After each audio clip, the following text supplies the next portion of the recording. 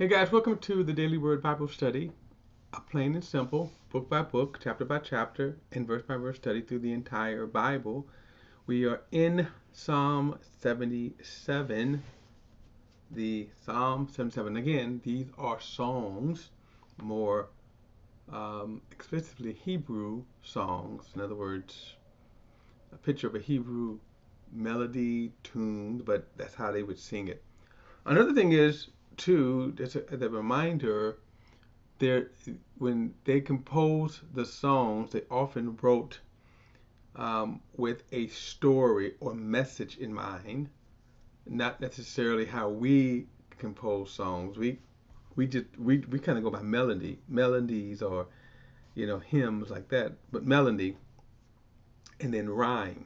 Okay, this is not as we're going to see. We're coming up on a section.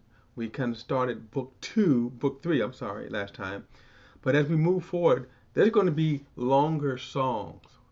And this is why I'm saying the difference in how we would compose a song. Think about your favorite song, and it's composed in a certain way, the stanza, the chorus, and all that. That's not the way these songs are composed. The aim is they're singing, they're the melody, but the aim is to give a message, to express a message. All right, so here we go. Psalm 77 says, I cry aloud to God, and he will hear me. I sought the Lord in my day of trouble. My hands were continually lifted up. All night long, I refused to be comforted. I think of God, I groan. I meditate, my spirit becomes weak, Selah. You have kept me from closing my eyes.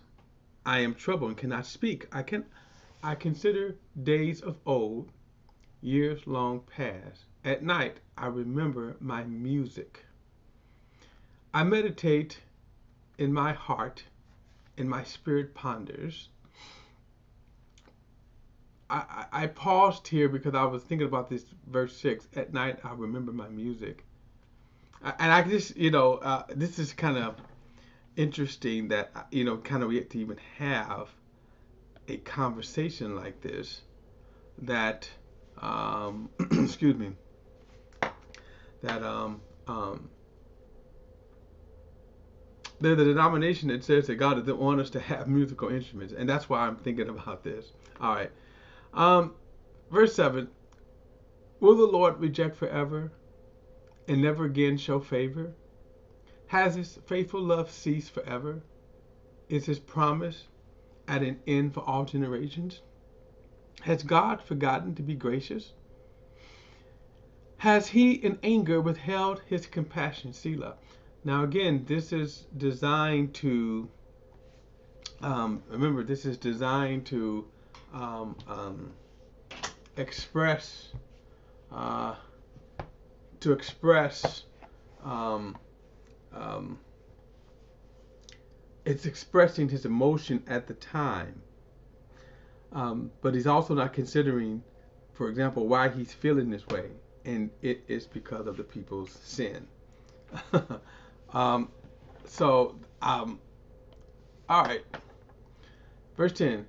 So I say I'm grieved that the right hand of the Most High has changed, and I will remember the Lord's work. Yes, I will remember your ancient wonders, and I will reflect on all you've done and meditate on your actions. God, your way is holy. What God is great like God? Now you will notice one, he puts a lowercase God, and then the other is the real God, capitalizing, or capitalize. So the true God, as we look at it, is always capitalized for the purpose of honor to God. And then whenever we talk about any other God, if we're using the word God, it's little g. Now we do sometimes, out of respect, we will say, okay, all right, out of respect, we will capitalize, like if I'm referring to Allah, Buddha, re- capitalize those. But you notice just in referring to the general term of God, God Himself, the true living God, capitalized, and then little g, God. So, God, your way is holy. What God is great like God? You are the God who works wonders. You reveal your strength among the peoples with power. You redeem your people. The descendants of Jacob and Joseph, Selah. The waters saw you, God. The waters saw you. They trembled. Even the depths shook. The clouds poured down water. The storm clouds thunder. Your arrows flash back and forth. The sound of your thunder was a whirlwind, lighting lit up the world. The earth shook and quaked. Your ways went through the sea, and your path through the great waters, but your footprints were unseen. You led your people like a flock by the hand of Moses and Aaron. Psalm 78. Now, this is a pretty long song.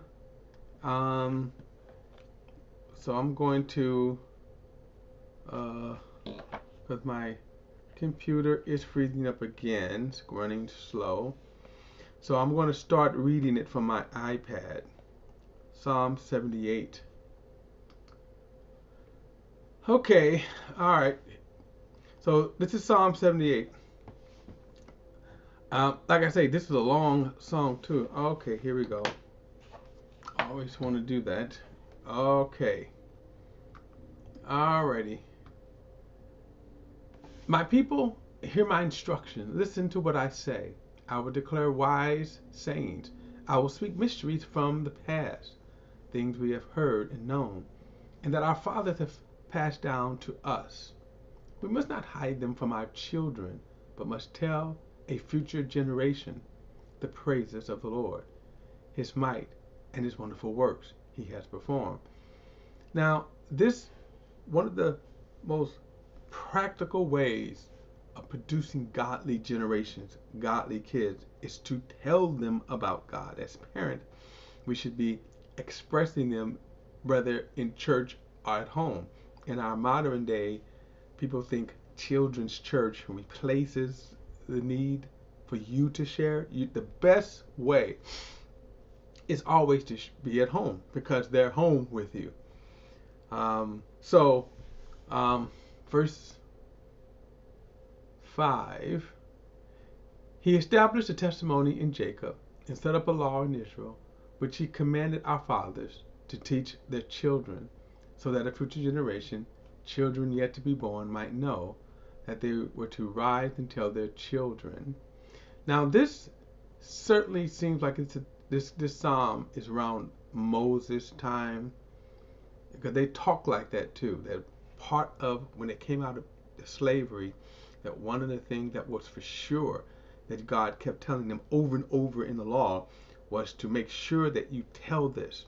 The Passover celebration itself is a reminder telling of the goodness of Jesus, of God, telling them how God had delivered them from slavery. And then notice what he says right here, so that for generation and children. Let me go back and tell this. So I want to get the whole.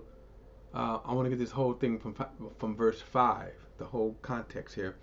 He established a testimony in Jacob and set up a law in Israel, which He commanded our fathers to teach their children, so that a future generation yet to be born might know. They were to rise and tell their children, so that they might put their confidence in God and not forget God's works, but keep His commands. So part of, again, raising kids is telling them about the Lord, instructing them, teaching them about the Lord. Verse 8, Then they would not be like their fathers, a stubborn and rebellious generation, a generation whose heart was not loyal and whose spirit was not faithful to God. The Ephraimite archers turned back on the day of battle. They did not keep God's covenant, but refused to live by his law. They forgot what he had done, the wonderful works he had shown them. In other words, you see this in this first generation of Israel. Just days after coming out of Egypt, they had already started, in a sense, backsliding in their hearts. In fact, at the time of the golden calf sin, was only about 3 months. Okay, after the 3 months after they came out of Egypt. Verse 12.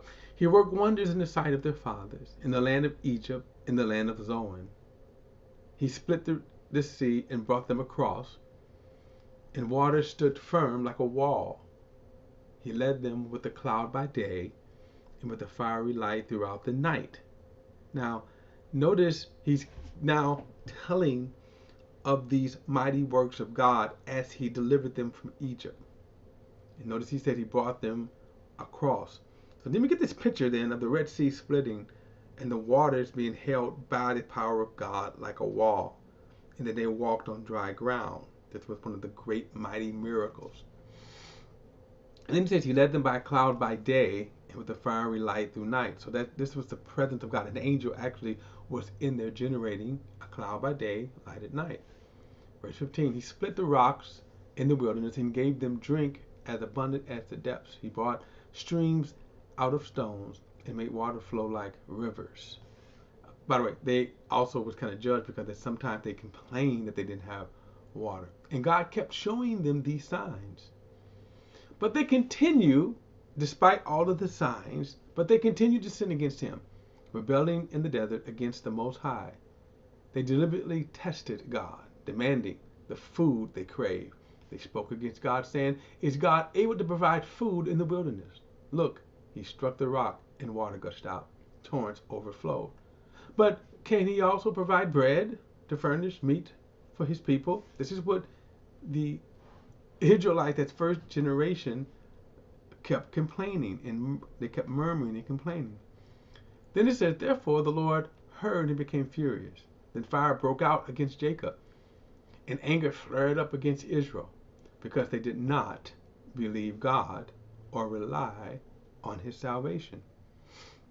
He gave them a command to the clouds above to open the doors of heaven.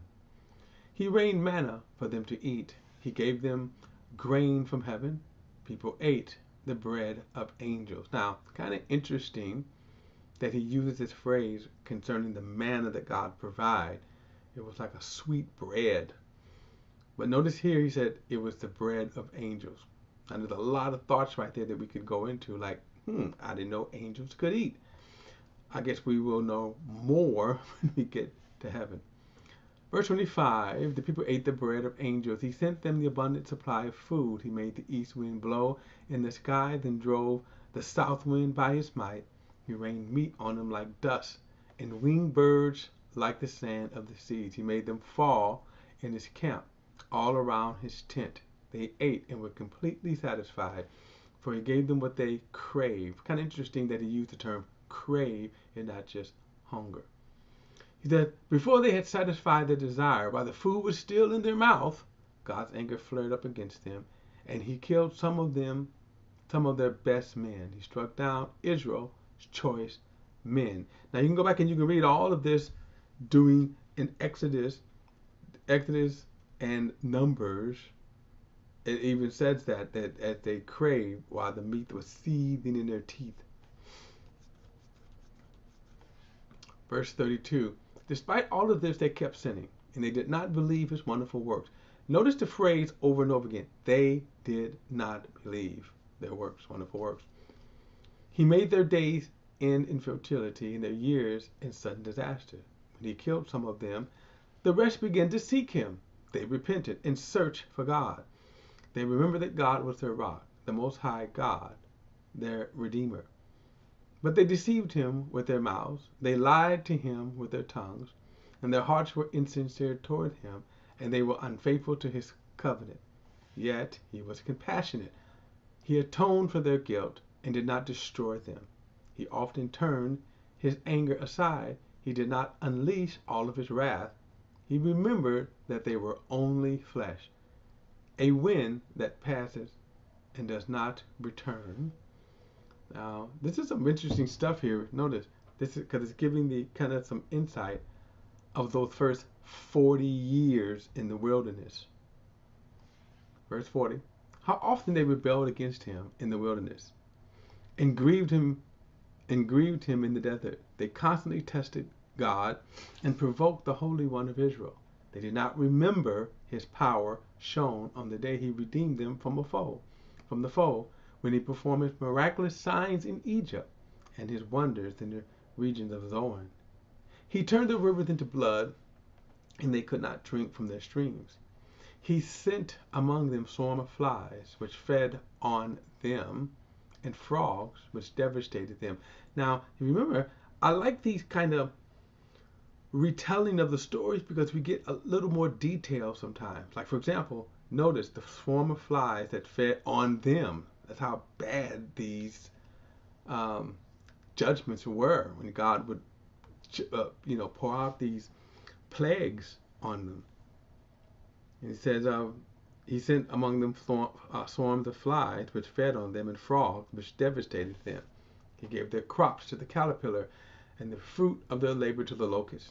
He killed the vines with hail, and the sycamore trees with the flood. He handed over their livestock to the hail, and their cattle to lightning bolts. Now, what's interesting about this story is that Moses told them, you better tell these people to come in. Okay. And there were a few that said, you know what? This God is for real. And they survived because they obeyed, they heeded.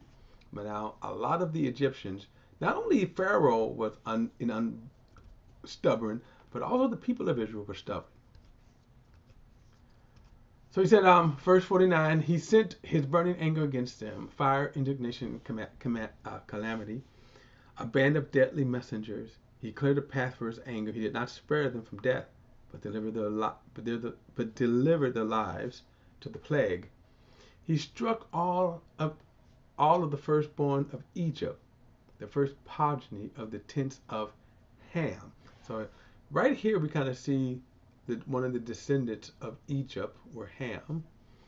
And then when he says he struck the firstborn, literally he struck every firstborn of the cattle. So it wasn't just the firstborn children, but the firstborn cattle as well. And then it said, he led his people out like sheep. He guided them like a flock in the wilderness. He led them safely, and they were not afraid. But the sea covered their enemies. He brought them into his holy land. Now, the seas covered them when they foolishly tried to follow them into the Red Sea. He brought them into the holy land, to the mountain his right hand had acquired. He drove out nations before them. He apportioned their inheritance by lot and settled the tribes of Israel within their tents. But they rebelliously tested the Most High God, for they did not keep his decrees. They treacherously turned away like their fathers. They became warped like a faulty bow. They enraged him with their high places and provoked his jealousy with carved images. God heard and became furious. He completely reacted to Israel. He abandoned the tabernacle of Shiloh, the tents where he raised among men. He gave up his strength to captivity and his splendor to the hand of a foe. He surrendered his people to the sword because he was enraged with his heritage. Fire consumed his chosen young men and his young women who had no wedding songs. His priests fell by the sword, but the widows could not lament. Then the Lord awoke as if from a sleep, like a warrior from the effects of wine. He beat back his foes and gave them a lasting shame. He rejected the tents of Joseph. He did not choose Ephraim. He chose instead the tribe of Judah, Mount Zion, which he loved. He built a sanctuary like the heights, like the earth that established forever. He chose David, his servant. He took them from the sheepfolds and brought him from attending ewes to be a shepherd over his people, Jacob over Israel. His inheritance and his shepherds, he shepherded them with pure heart and guided them from a skillful hand. Now I have to make a correction.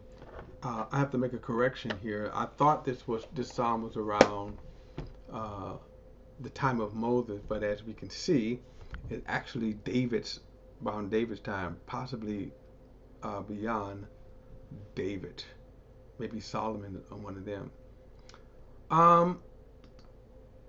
But it does give a nice little detailed history of their failings, mostly how they rebelled against God. And that's exactly when you read it, and if you remember, those of you that were with us, if you followed as we read through from Genesis to Revelation, that's what you saw over and over and over and over and over again. The fact that they just continually sin, he would forgive them, but they continually sinned. All right, guys, don't forget to like and share this video and subscribe to BP, the Bible Perspective. And as always, if you have a thought or comment, add it to the comment section below. All comments are welcome. Please like and share this video. I'll see you in the next study.